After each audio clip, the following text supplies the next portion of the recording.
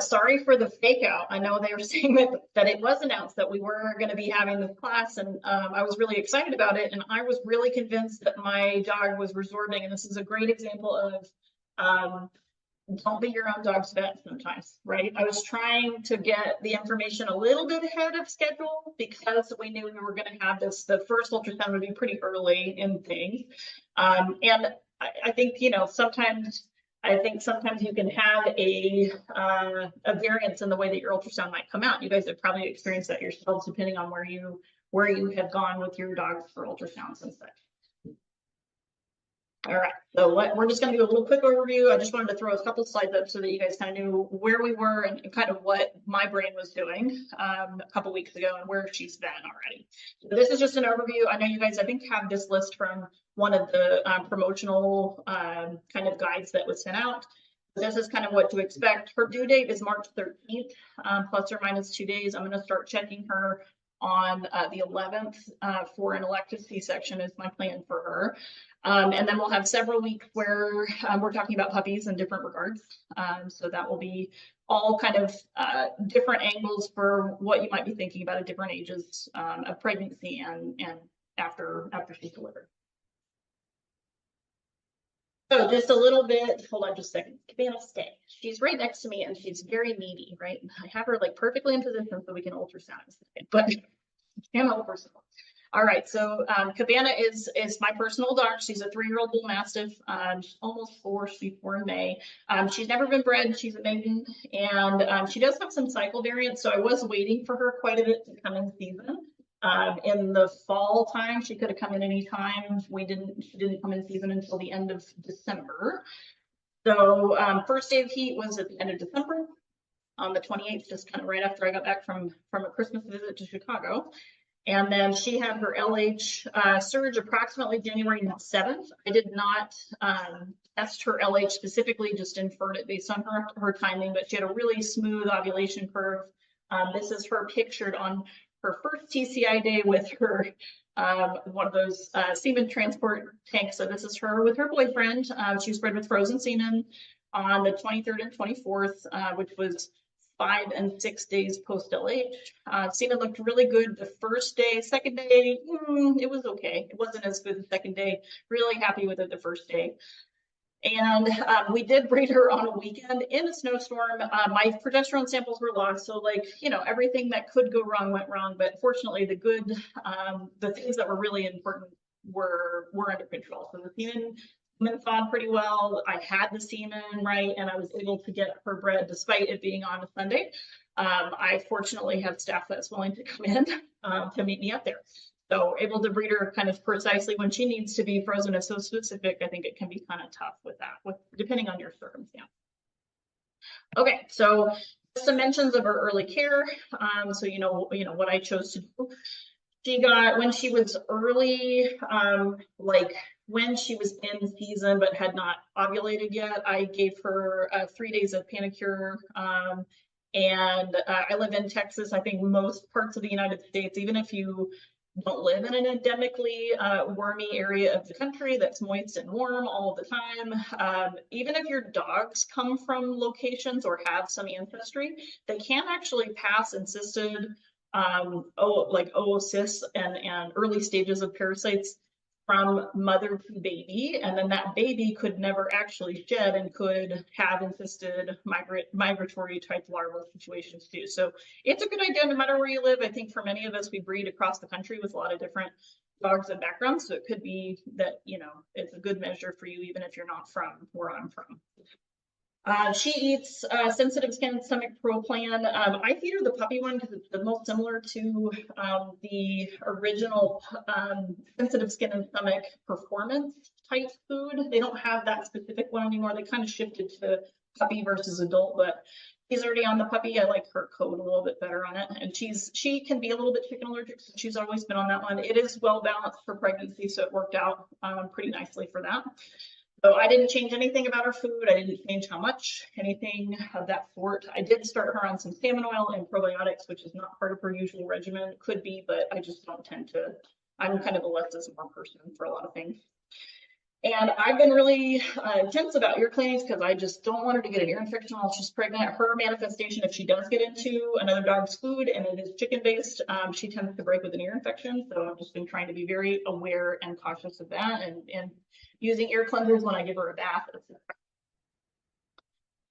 So just FYI, so she really had no changes with early pregnancy. She had no appetite changes, never nauseous, no attitude changes. She runs agility. And she had no changes to anything that she was doing. She was drinking more water. So that was really the only note that I can tell you that she did. But I do think she had, I'll show you some pictures. I think she had a positive flank sign when she was 3 weeks, and a positive nipple change at 2 to 3 weeks. And that's post-LH, not post-breeding. So within a week or two, I could see some of these types of changes and felt pretty confident she was pregnant. I was just worried about the health of the pregnancy. So I'll go into that a little bit. But no weight gain between the TCI and her ultrasound date. This is what I'm talking about when I talk about kind of flank sign. So it's tough to see in a smoother coated dog. It's easier in a like in a coated breed because sometimes the hair starts to flip like the wrong direction. But basically her like lax rib area will just look kind of wide, and sometimes I'd see something that wasn't normally there, is the best way to say it. And she had a pretty good nipple sign. I mean, right away, she's always had kind of prominent nipples, so not mammary glands, but just the nipples themselves. And so I felt pretty good about that as well. So when we were planning on our first kind of visit, it is possible to ultrasound a whole week before when we were going to. I started to check her that week. I happened to, have access to ultrasound, so I did. This is earlier than I would typically check for a client, but I could see positive signs of pregnancy on our first ultrasound. The problem was by the end of the week, so the Friday before the Tuesday when we were going to start this ultrasound series, they didn't look healthy. So the vesicles themselves, so vesicles just mean it's a circle with a black fluid in it, and it doesn't have like a puppy in it yet. We didn't have like the forward movement that I would have expected between kind of the early week and then the later week. And a lot of times when that is happening, it's actually, if you see a resorption site as well, it's a red flag.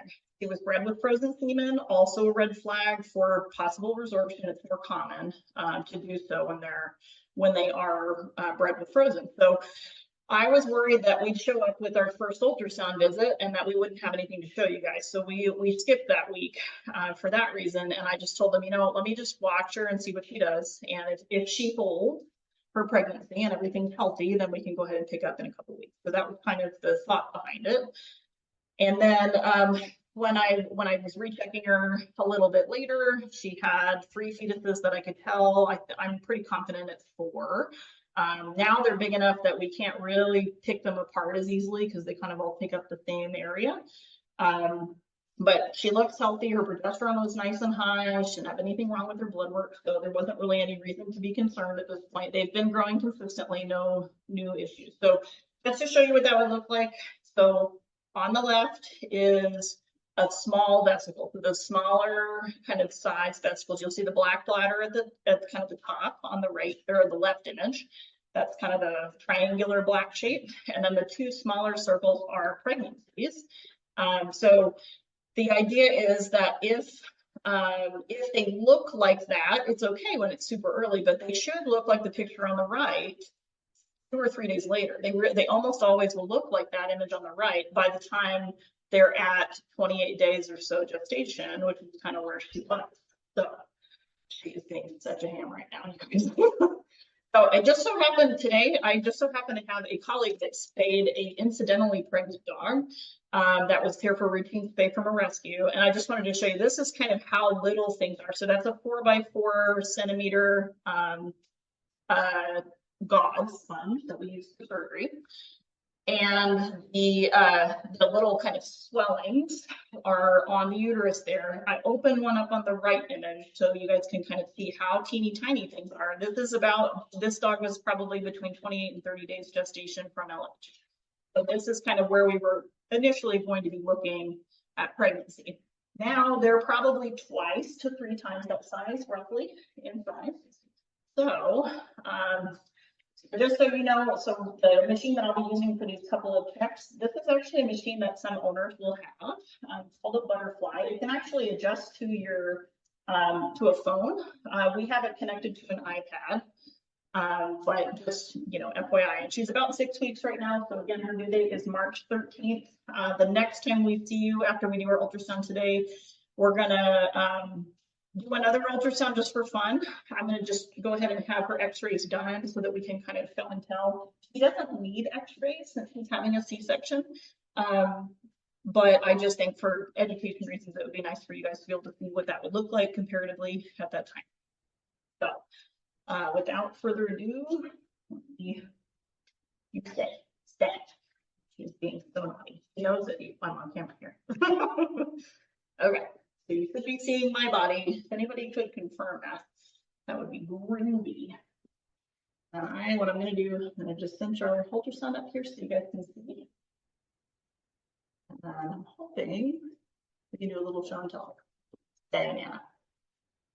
Okay, so if we go back here, so she is on our right side, and basically what we're looking at are gestational sacs. So this is one sac, and you can actually kind of see the margins of her placenta kind of in that banded fashion. So it has a zonary placenta, and then that fetus is basically lying on its side. So you can see the head to the left of your screen, and then the thorax kind of more centrally, and then comes back to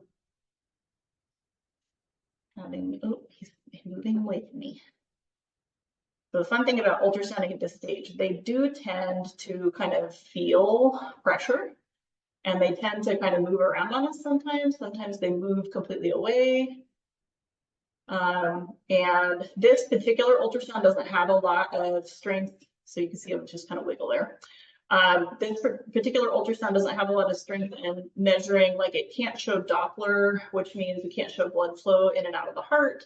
But it can definitely show a lot of good contrast. You can see heartbeats. I know it's probably a little bit more challenging just because you guys are at a distance from, I mean, like you're a distance from the screen's got to kind of have like communicate technologically, and then it's projecting an image. So I'm sure it's a little bit grainier on your end. So that's a head looking at you and two little feet in that gestational sac, and his body kind of comes away that way. Stay, Nana.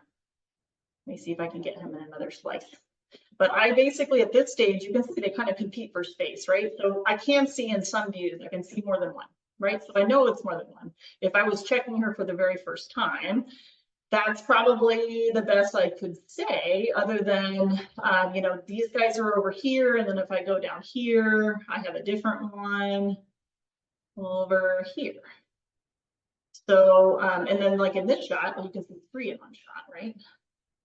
So there's some that you can infer. It does get tricky when they're this far out. I like to count whenever I'm counting. I like to count a week or two ago for counts. Personally, there are some practitioners that are not going to be as comfortable with counts, and that's okay. They might just say like there's a lot, or there's a few, or there's just one. I think one is, I hate to say, one is really easy because if you don't see anything else, you know that that's, you know that that's it.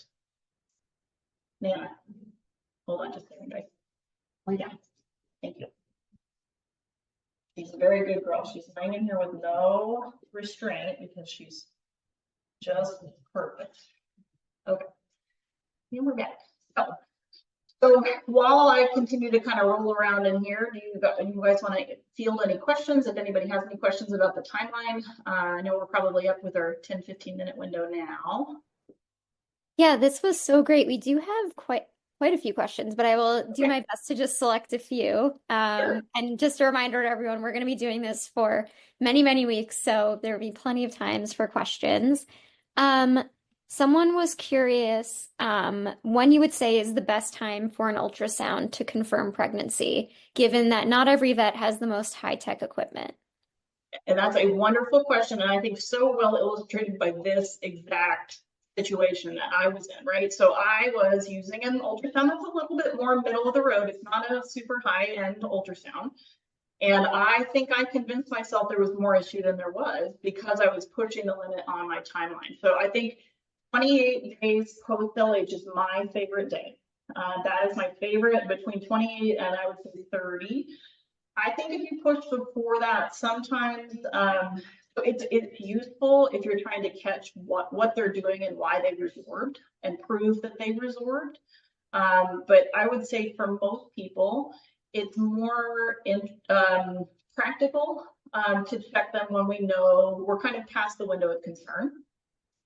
So I think that time frame is good. If you don't have kind of known ovulation timing, sometimes we don't have the ability, or maybe the time, like in my case, you know, my progesterone got lost in FedEx.